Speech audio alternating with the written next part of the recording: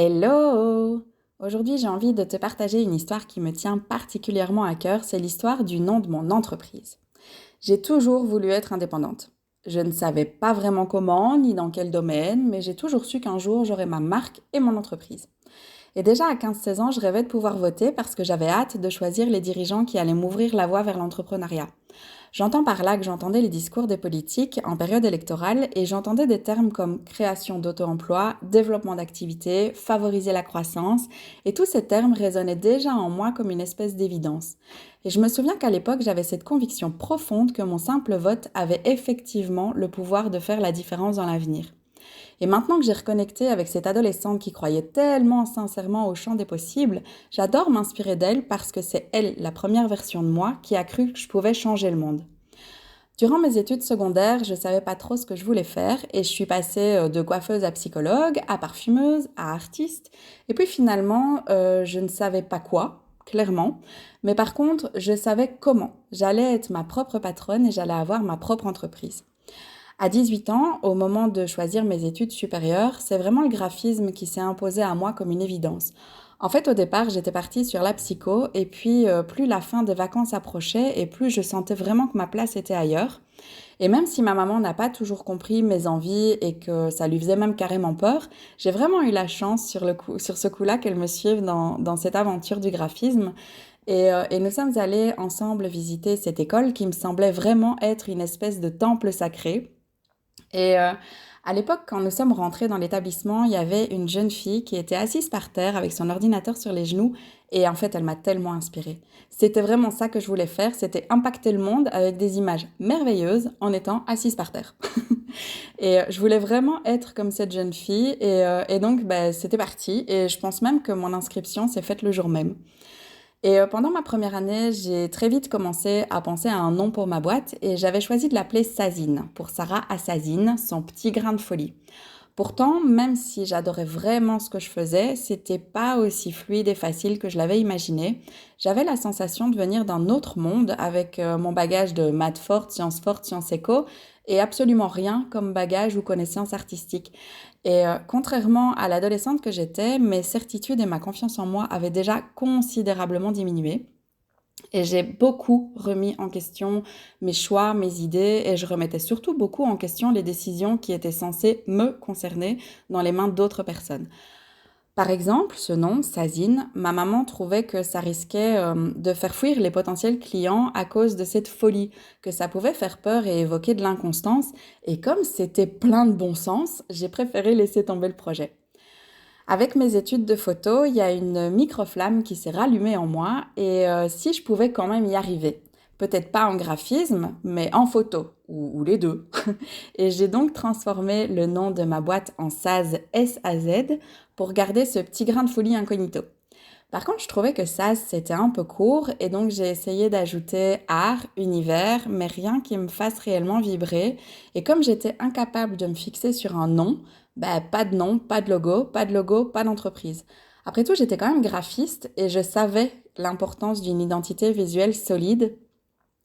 Et puis, il y avait aussi une autre chose qui me bloquait, c'est que j'avais commencé à créer des objets avec des capsules de canettes et je m'éclatais vraiment à faire ça.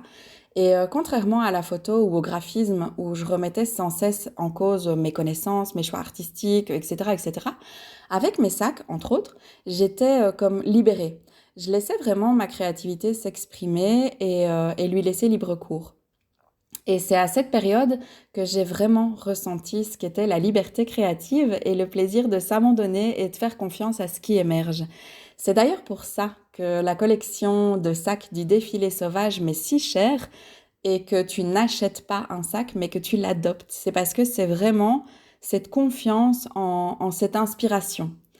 Et bah, du coup, comme j'avais l'envie de mêler un peu toutes mes compétences et finalement tous mes choix de cœur, et qu'on m'a dit tu dois choisir, tu ne peux pas tout faire, bah, en vérité j'étais incapable de faire un choix et j'avais envie de tout faire ou rien. Et puis j'ai travaillé dans une fiduciaire et bah, c'était clairement pas fait pour moi. Et donc, quand ça s'est arrêté, à ce moment-là, on m'a proposé de participer à un marché créatif. Et comme j'avais très envie d'y participer pour voir un peu les possibilités qui s'ouvraient à moi, euh, j'ai accepté. Mais du coup, il me fallait un nom, et un nom qui me plaise pour pouvoir créer cette fameuse identité visuelle si primordiale. Jusque-là, j'avais toujours un peu regretté, voire même un peu pesté, de ne pas avoir de modèle à suivre, de modèle de réussite dans l'entrepreneuriat. Et voilà que je réalise soudain que le papa de mon papa, donc quand même quelqu'un de super proche, était un modèle d'entrepreneuriat à succès. En fait, lui, il avait réussi à créer son entreprise de déménagement, à être rentable et même à employer ses enfants, ses fils. Imagine que j'ai même pas profité de son expertise sur le sujet. C'est pas qu'il s'y soit opposé ou qu'il n'avait pas le temps. En fait, la vérité, c'est que ça m'est même pas venu à l'idée. Pourtant, il a bel et bien eu une belle influence sur moi parce que son entreprise de déménagement s'appelait Ragazzo et Fils. Ragazzo, c'est notre nom de famille. Et je me souviens du lettrage sur les camions. C'était deux grands Z orange, bien plus grands que le reste du lettrage en bleu. Quand je me suis reposé la question de ce nom d'entreprise, presque sans m'en rendre compte, j'ai pris la folie qui m'était propre, l'expérience réussie de mon grand-père, et j'ai transformé Saz S-A-Z en Saz S-A-Z-Z. En plus, c'était juste plus que parfait pour l'entreprise de Sarah Ragazzo. J'ai pu alors créer mon logo et faire un marché, puis deux, et en fait ça a été un pur fiasco. J'ai fait 0 vente. Niveau confiance en mon potentiel entrepreneurial, définitivement au plus bas. Et puis c'est alors qu'intervient enfin la libération, mes burn-out. Donc burn-out privé, burn-out pro, la totale. Et je bénis vraiment cette période de blackout total parce que finalement c'est vraiment à ce moment-là que j'ai pris la décision que c'était maintenant. Que c'était juste devenu non négociable, que ça prendrait le temps que ça prendrait, mais que j'y étais, que j'allais avoir mon entreprise et ma marque. Et donc j'ai repris Saz, mais il me manquait ce je ne sais quoi de pétillance. Et je me suis reconnectée à ce qui avait fait naître cette envie en moi, et le mot atelier m'est revenu en mémoire. Parce que quand j'étais enfant, j'avais vu un film avec une dame qui peignait dans un hangar, et ça avait vraiment eu un gros impact sur moi. Je m'étais dit, mais c'est formidable! Et en fait, elle appelait ce hangar son atelier. Et ça a vraiment résonné très très fort en moi. Moi aussi, je rêvais d'avoir un atelier. Et parce qu'en fait, elle me semblait mais tellement libre, cette femme dans le film. Et évidemment, c'est que maintenant que je réalise que le concept de l'atelier éveille en moi tant de possibilités. Un atelier, pour moi, c'est vraiment un espace de création, d'expérimentation, un espace d'expression. Et en fait, atelier, ça rime vraiment avec liberté. La liberté d'essayer, la liberté d'y aller, la liberté de se tromper, la liberté de recommencer. En fait, la liberté de vivre, finalement. L'atelier, ça ouvre vraiment le champ de tous les possibles. Et c'était évident que je voulais mon atelier. Et donc, Saz Atelier est né. À ma façon, comme je la voulais et comme je la rêvais. Et j'aime profondément Saz Atelier. Je te remercie vraiment d'avoir pris le temps de découvrir mon univers, ma vie et finalement l'histoire de mon entreprise et de son nom. Et je serais vraiment ravie de te découvrir à mon tour. À tout bientôt!